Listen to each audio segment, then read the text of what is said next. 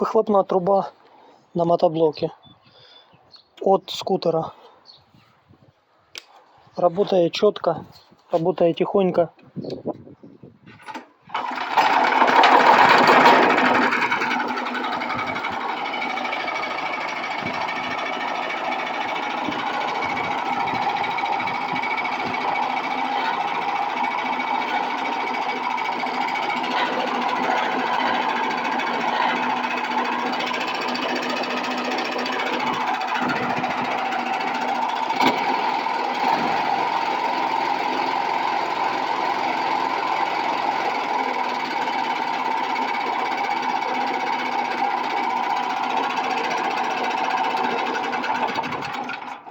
Нравится, конечно, очень.